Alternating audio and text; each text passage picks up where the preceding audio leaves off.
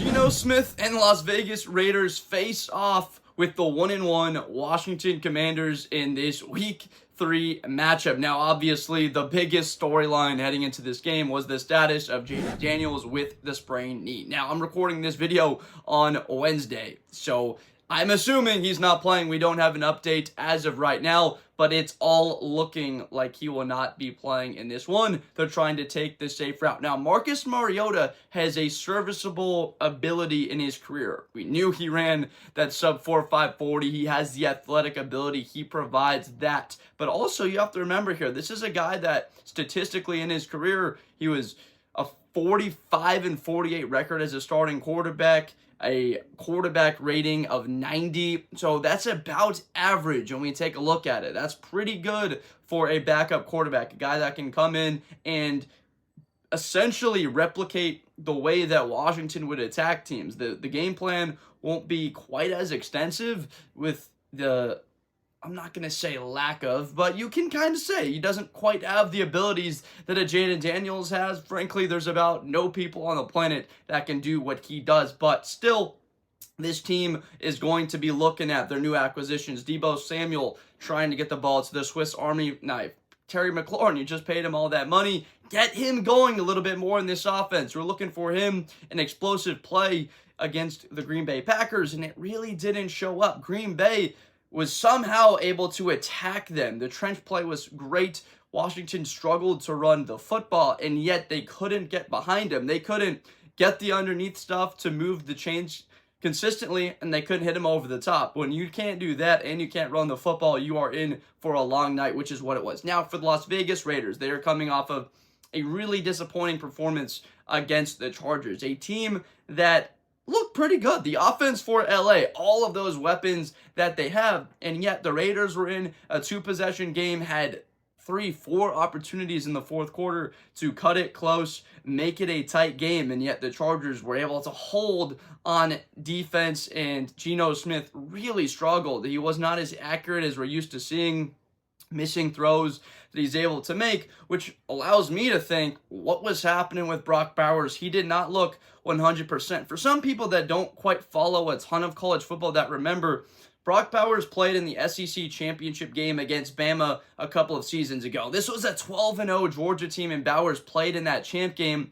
Did not look like his typical All-American self. Arguably the best tight end coming out of college in history with what he put up and his numbers there starting as a freshman. It looked somewhat similar to that. Now, he had 5 catches, but 38 yards. When he caught the ball, you could see his burst, but not to the level that we are used to when we have seen Brock Bowers. Thank you for all of those teams that let him fall to LA, to Vegas, excuse me. And we have to also talk about their running game, because Ashton, Jeanty, and his impact has not quite been to the level that we have thought it would be. Now, did Washington defend the run pretty well against Josh Jacobs in a Green Bay team that's identity truly under Matt LaFleur is the run game to set up the pass? That's absolutely. You can hang their hat on the fact that they held Josh Jacobs to under 4 yards a carry in that matchup last Thursday night. In this one, for the Vegas Raiders, I'm looking to see Ashton Jeanty get 20 carries. At least somewhere in the upper teens. 11 carries, 43 yards. Get him going a little bit more. We saw him establish a bit more of that physicality, stiff-arming a couple of guys, seeing him look like himself where he was at Boise State. It's going to take time before he fully settles in and is used to NFL competition. The difference between trying to stiff-arm an NFL linebacker compared to a college football linebacker, the difference is that NFL linebackers have defensive back speed in college, and yet that they've got 20-25 pounds more on them at the highest levels, especially comparing that to the opponents that Ashton Jeanty faced in the Mountain West. So for this game, let's talk about Marcus Mariota, because what they can operate as an offense, we're expecting Washington to come out and not look a whole lot different from what we would expect them to be with Jayden Daniels, because of the mobility that Mariota provides, the arm strength that he continues to show. Remember, this is a guy that when he came out of Oregon was touted as almost generational through his ability. He was so talented with his ability to get outside the pocket, to throw on time, in rhythm, and looking comfortable. With these weapons that they have, the only concern for me is the tackle play. Laramie Tunsil up there a little bit longer in the tooth, but still a guy I have a lot of faith in. Did not have a great night against that Green Bay front.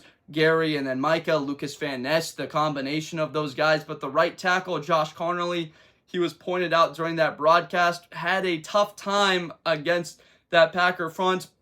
That is a front that made Penei Sewell, maybe the best right tackle in football, have a bit of struggles. So not too worried about Connolly. Still believe he can turn into one of the best right tackles in football. He needs to hold up because there's a guy on the other side that is one of the best defensive players like Micah, and he's better against the run defending. I say that with my chest with full confidence. Max Crosby, you saw him impacting run plays, getting after Justin Herbert. This guy is a weapon. He got paid like the weapon that he is, and is a foundational element. I love that they have Devin White in the middle of that defense, one of the more underrated players still in the league. Now, does he make the splash plays he was making when he won a Super Bowl with the Tampa Bay Buccaneers already 5 years ago? Time flies. But he still adds that element, sideline to sideline. When they took this kid out of LSU, Tampa, they were just so enamored with that speed, and you can see it really pop off Tate. Has he lost maybe half a step? Sure, who hasn't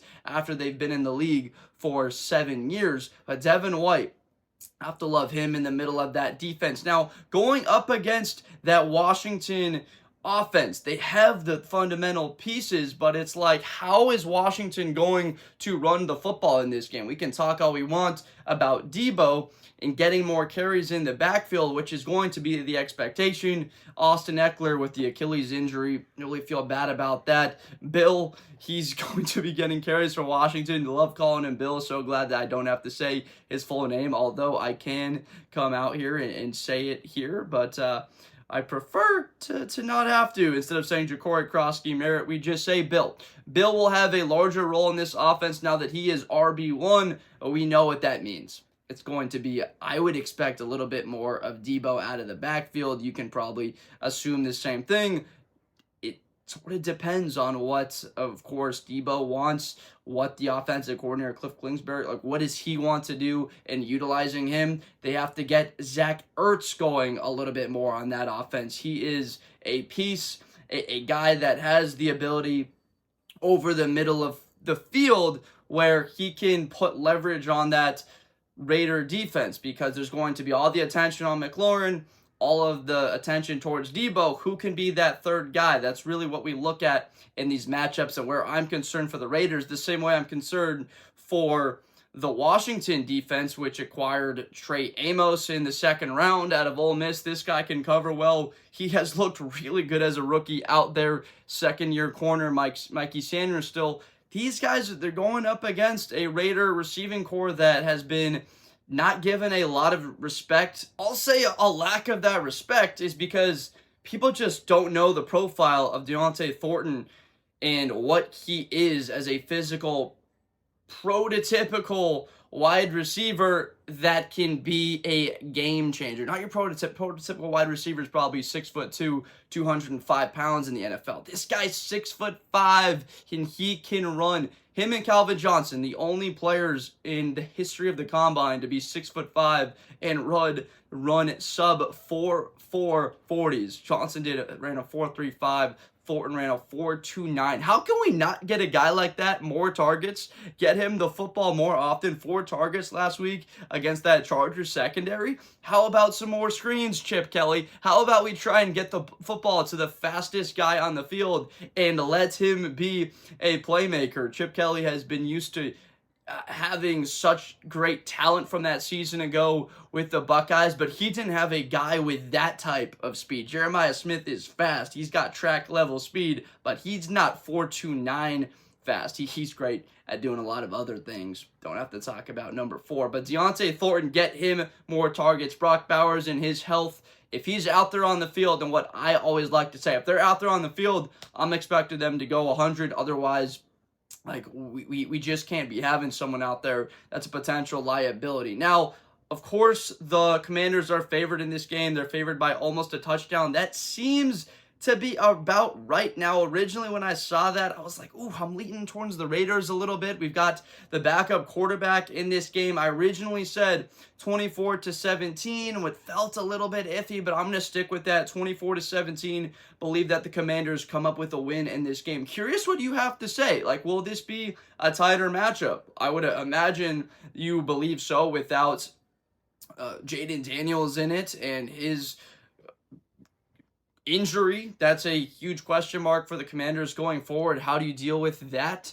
Do the Raiders come back? Does Geno bounce back? That's my biggest question mark for that Raiders team is Geno. Do we see a more accurate version of him? Because his play, we never question Geno Smith's arm talent, his ability to push the ball down the field, that he can be an accurate passer. Can he do that consistently? No. That's why it was a bit concerning that he didn't play all that well against the Los Angeles Chargers, but that's what their defense does. That's why that they led the NFL in points allowed per game last year, only allowing a little bit over 17 points a game on the season. So that's what I got as far as prediction. Let me know down below who you think wins this game and why. Appreciate you so much for watching. Make sure to subscribe for more football videos in the future. Make college NFL content every single day. So stay tuned for all of that. And I will see you next time. Thank you so much for watching. Best player in college football. That Georgia and Ohio State game, New Year's Eve, is going to be a classic. Josh Blunder. Hi, everybody. I'm Josh Blunder. To the 40, 35, 30, Espinosa to the 20.